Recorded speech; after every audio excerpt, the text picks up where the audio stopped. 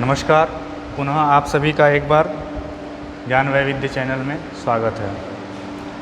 हम सभी शास्त्रीय प्रथम वर्ष के पाठ्यक्रमानुसार मनुस्मृति के वाङ्मय विषय के मनुस्मृति का अध्ययन कर रहे हैं। मनुस्मृति का द्वितीय अध्याय। मनुस्मृति के द्वितीय अध्याय में अभी तक हमने 10वें श्लोक तक को पढ़ा है और देखा है। 10वें श्लोक के आगे आज हम पढ़ेंगे। 10वें श्लोक तक हमने पढ़ा था। पहले तो धर्म को व्यवस्थित किया मनु महाराज ने, उसके बाद धर्म के प्रमाण को बताया। अब आगे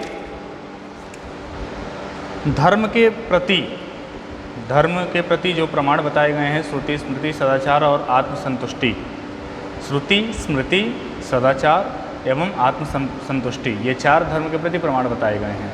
इनमें से अगर श्रुति और स्मृति के प्रतिकूल कोई अगर तर्क लेकर के उपस्थित होता है कोई भी कि हम इनको नहीं मानते हैं और इनको नहीं मानने के पीछे मेरा ये तर्क है, ऐसा अगर कोई लेकर के आता है तो उसको क्या बोलेंगे या उनके साथ कैसा व्यवहार करेंगे, ये हमारे द्वितीय अध्याय में 11वें श्लोक में 11 श्लोक में बताते हैं। यो वमन्येत ते मूले हेतुशास्त्राश्रयाद्विजः स साधु भिर्बहिष्कार्यो नास्तिको वेद निंदकः। उनको नास्तिक एवं वेद निंदक, ये वेद निंदक पुकारा जाता है। उनको वेद निंदक नाम से बताया जाएगा। वेद निंदक अर्थात ये नहीं कि केवल वेद की निंदा करने वाला, वेद निंदक से केवल वेद की निंदा करने वाला नहीं। वेद निंदक से यानी कि वो जितने भी धर्म के प्रति प्रमाण बताए गए हैं उनकी निंदा कर रहा है।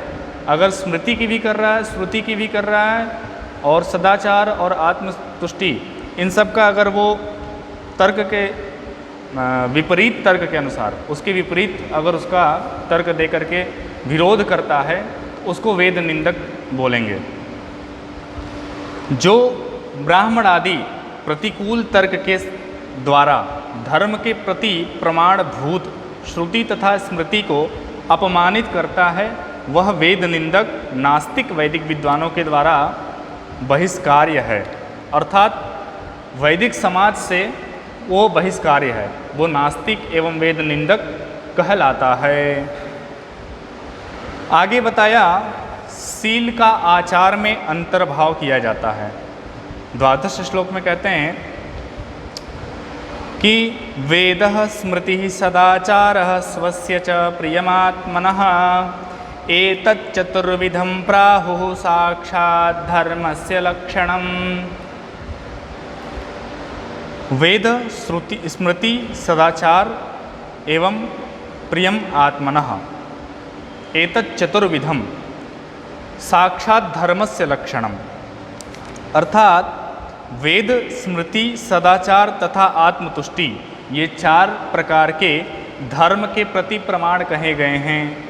अब प्रश्न अगर कोई करे कि 4 तो पहले ही बताए गए हैं और ये फिर 4 इनमें से ही दोबारा क्यों बताया गया? दोबारा बताने का कारण यह है कि स्मृति और श्रुति इनमें कोई भेद नहीं है। अर्थात जो वहाँ पे वेद निंदक पिछले श्लोक में जो वेद निंदक के लिए बोला गया, उसमें आप कहीं ये ग्रहण न करें कि केवल वेद की निंदा करने वाला ही वेद निंदक है। उसी को प्रमाणित करने के लिए ये श्लोक यहाँ पे बोला गया कि वेद के साथ साथ श्रुति के साथ साथ स्मृति एवं सदाचार और आत्मतुष्टि, इनका भी जो निंदा करेगा वो भी वेद निंदक नाम से ही उसको बोला जाएगा। अर्थात केवल वेद की निंदा करने वाला वेद निंदक नहीं, इन 4 की निंदा, इन 4 को अपमानित करने वाला वेद निंदक ही बोला जाएगा। जैसे किसी उदाहरणार्थ समझिए, किसी परिवार में या किसी भी जगह पे किसी बड़े के नाम से सभी जाने जाते हैं। अगर हम किसी बड़े के नाम से कोई निमंत्रण पत्र प्रेषित करें तो उसमें सभी आ जाते हैं। वो घर के बड़े हैं। इसी प्रकार से यहाँ श्रुति के लिए बोला गया, लेकिन इनमें चारों आ गए, श्रुति के साथ साथ ये तीन भी आ गए। इसलिए वेद निंदक, जो वेद निंदक शब्द प्रयोग किया गया, वो चारों की निंदा करने वाले के लिए वेद निंदक बोला गया है। उसी को प्रमाणित करने के लिए यह द्वादश श्लोक है। त्रयोदश श्लोक में कहते हैं, अर्थात हमने अभी तक धर्म को व्यवस्थित किया, जाना और धर्म के लक्षण और प्रमाण जाने। अब धर्म ज्ञान के अधिकारी कौन हैं? त्रयोदश श्लोक में कहते हैं कि धर्म ज्ञान के अधिकारी कौन हैं, उनके लिए बताया। अर्थ कामेष्वशक्तानां धर्म ज्ञानम विधीयते, धर्मं जिज्ञासमानानां प्रमाणं परमं श्रुतिः। सुवर्णादि धन तथा स्त्री संभोगादि काम की इच्छा से रहित व्यक्तियों के लिए धर्म का उपदेश किया जाता है। अर्थात यह उपदेश उन्हीं लोगों के लिए है जो धर्म ज्ञान की इच्छा रखने वालों के लिए वेद सर्वोत्कृष्ट प्रमाण मानते हैं। कहने का मतलब यह है कि धन से आता है पशु, हिरण्य और वाहन इत्यादि, इन सब चीज़ों से धर्म ज्ञान के वो अधिकारी हैं जो लोभ, अर्थात कहीं से लोभ ना हो उनके मन में, सुवर्ण धन इत्यादि इनकी कोई कामना ना हो, इनकी लोभ ना हो। और स्त्री संभोग आदि, भोग वस्तु में सभी भोग आ गए, कोई केवल स्त्री संभोग, भोग के अर्थात जो भी हमें भोग की सामग्री है वो सब आ गए। इनकी जो कामना न रखता हो, इनकी इच्छा से रहित व्यक्ति ही धर्म ज्ञान का अधिकारी है। त्रयोदश श्लोक में बताते हैं, अर्थ अर्थात धन और स्त्री संभोग आदि की कामना रखने वाला व्यक्ति धर्म ज्ञान का अधिकारी नहीं है। अब स्त्री संभोग आदि का कामना रखने वाला, जैसे स्त्री संभोग तो एक पुरुषार्थ है, काम क्रिया एक पुरुषार्थ है, परंतु कैसा स्त्री संभोग? जो शास्त्र विहित है वही स्त्री संभोग करे, अर्थात स्वयं की भार्या के साथ अगर करता है स्त्री संभोग तो वो मान्य है। अन्यत्र जो निषेध हैं वो करना यहाँ पे ज्ञान के जानने वाले के लिए, धर्म ज्ञान को जानने वाले के लिए निषेध है। जो पुरुषार्थ है उनके इतर, उनके अन्यत्र न करे, ऐसा निषेध बताया।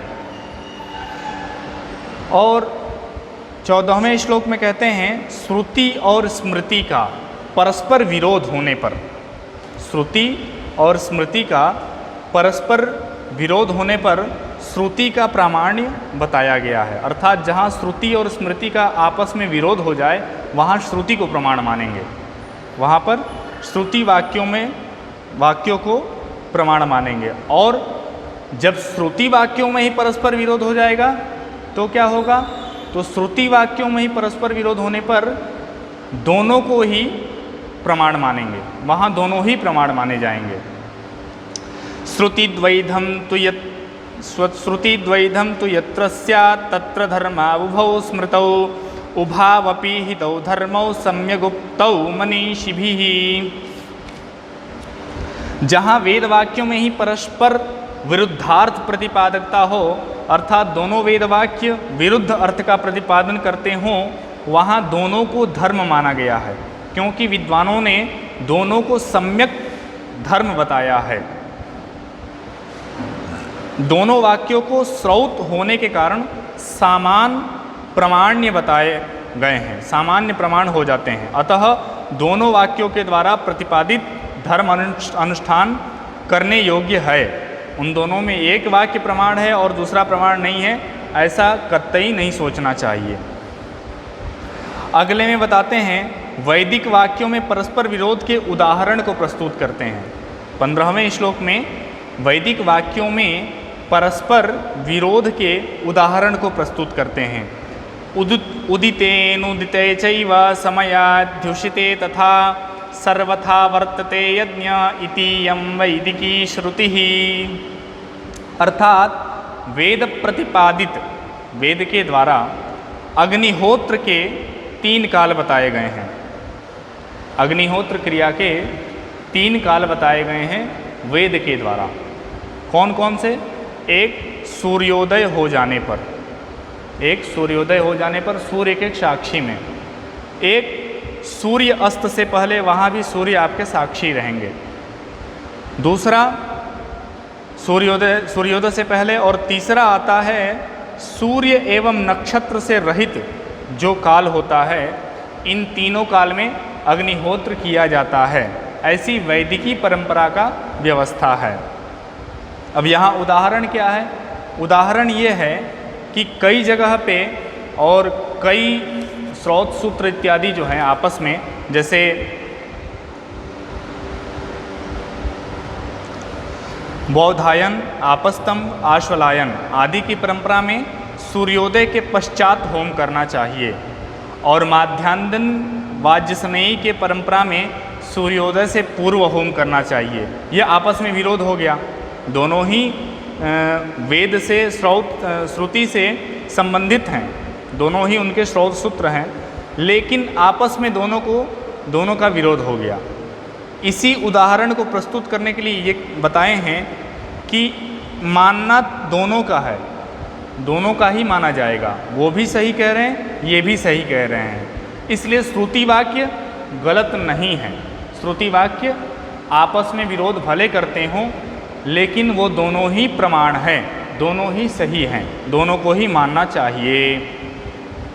16वें श्लोक में कहते हैं, श्रुति तथा स्मृति का धर्म के प्रति प्रामाण्य का प्रतिपादन करके संप्रति इस शास्त्र के अध्ययन करने के अधिकारी को बताने के लिए।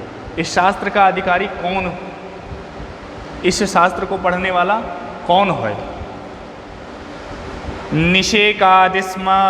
निषेकादिस्म सानान्तो मंत्रैर्यस्योदितो विधिः तस्य शास्त्रेधिकारोऽस्मि ज्ञेयो नान्यस्य कस्यचित्।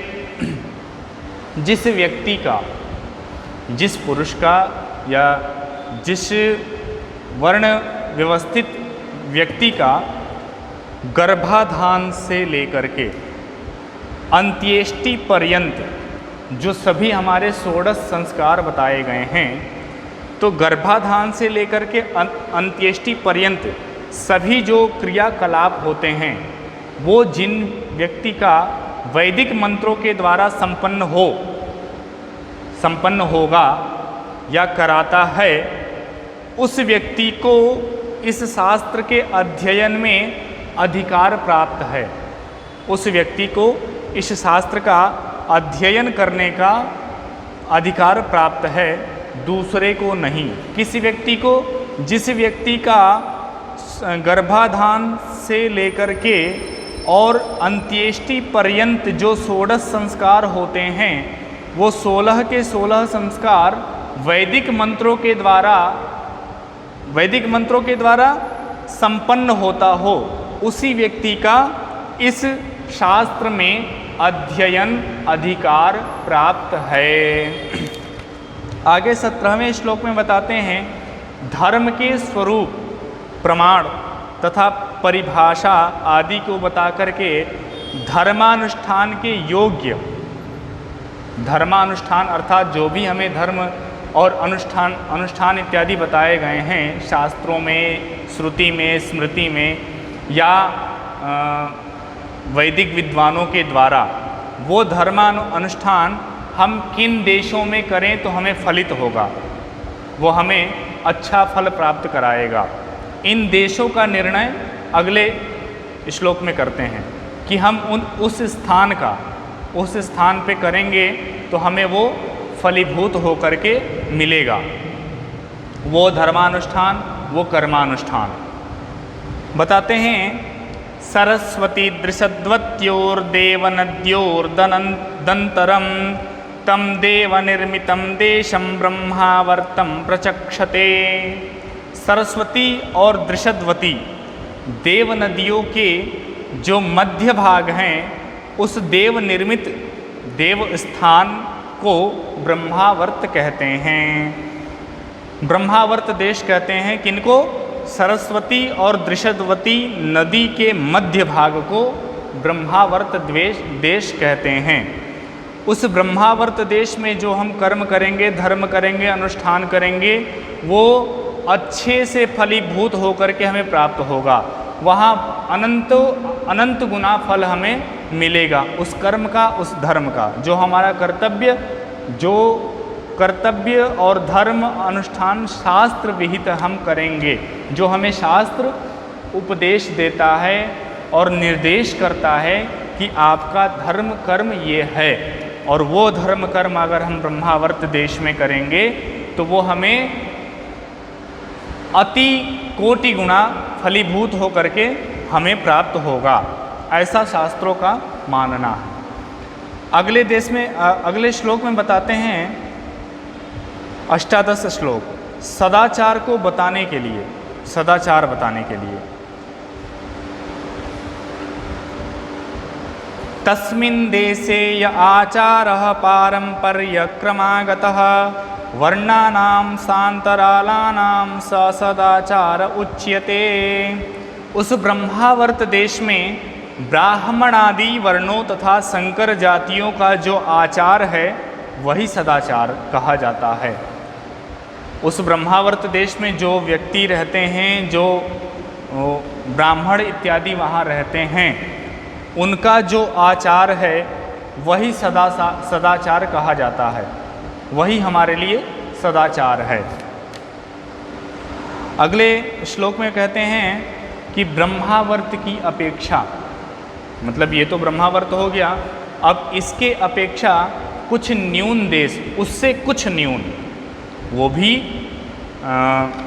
ब्रह्मर्षि देश बोले जाते हैं, अर्थात ऋषियों का देश, ब्रह्मर्षियों का देश। तो उनके बारे में बताते हैं, कुरुक्षेत्रम च मत्स्याश्च पंचालाः शूरसेनकाः एष ब्रह्मर्षि देशो वै ब्रह्मावर्तादनन्तरः।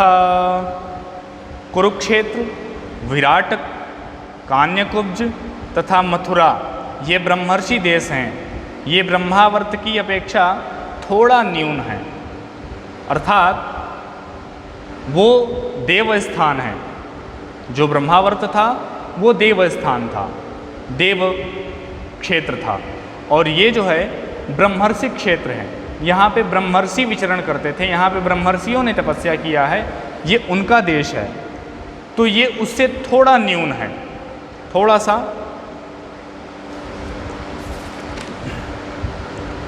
पूर्वोक्त कुरुक्षेत्रादि देशों में उत्पन्न मानवों की विशेषता को बताने के लिए 20वां श्लोक कहते हैं, 20वें श्लोक में, एतद्देश प्रसूतस्य सकाशादग्रजन्मनः स्वं स्वं चरित्रं शिक्षेरन् पृथिव्यां सर्वमानवाः। इस ब्रह्मर्षि देश में उत्पन्न होने वाले ब्राह्मणों के समीप से संपूर्ण पृथ्वी पर सभी मनुष्य अपने अपने चरित्र आचार की शिक्षा प्राप्त करें। किनसे शिक्षा प्राप्त करें? जो इन कुरुक्षेत्रादि देशों में ब्रह्मर्षि देशों में ब्राह्मण जो उत्पन्न होते हैं, उनके समीप से संपूर्ण पृथ्वी पर सभी मनुष्य अपने अपने चरित्र एवं आचार को ग्रहण करें, आचार की शिक्षा प्राप्त करें। ब्रह्मावर्त की देश की अपेक्षा ब्रह्मर्षि थोड़ा न्यून है, तथापि ऋषि महर्षि तथा ब्राह्मणों के निवास योग्य है। ऋषि महर्षि तथा ब्राह्मणों के निवास योग्य ब्रह्मर्षि देश है, और ब्रह्मर्षि देश की अपेक्षा भी न्यून निवास योग्य भूमि बताने के लिए अग्रिम श्लोक प्रस्तुत करते हैं। हिमवद्विन्द्वयोर्मध्यम यत्प्राग्वीन सनादपि प्रत्यग्येव प्रयागाच्च मध्यदेश प्रकीर्तितः। हिमालय और विंध्य नाम के पर्वतों के जो मध्य भाग, कुरुक्षेत्र से पूर्व और प्रयाग से पश्चिम ही मध्य देश कहा जाता है। कुरुक्षेत्र से पूर्व और प्रयाग, उत्तर प्रदेश प्रयाग, प्रयाग से पश्चिम मध्य देश कहा जाता है। हिमालय और विंध्य नाम के पर्वतों के जो मध्य भाग हैं उनको मध्य देश कहा जाता है। अर्थात मध्य देश में रहने की विशेषता आगे श्लोक में बताएंगे। आसमुद्रात् तु वै पूर्वादा समुद्रात् तु पश्चिमात् तयोरेवान्तरं वीर्योर्यार्यावर्तं विदुर्बुधाः। अर्थात ब्रह्मावर्तादि पूर्व समुद्र और पश्चिम समुद्र पर्यंत तथा उन्हीं दोनों हिमालय एवं विंध्य पर्वतों के बीच के स्थान को विद्वानों ने आर्यावर्त कहा है। किनको? पूर्व समुद्र और पश्चिम समुद्र पर्यंत तथा उन्हीं दोनों के हिमालय एवं विंध्य पर्वतों के बीच के स्थान को विद्वानों ने आर्यावर्त कहा है। अर्थात मध्य देश को आर्यावर्त भी कहते हैं। आज के लिए बस इतना ही, फिर आगे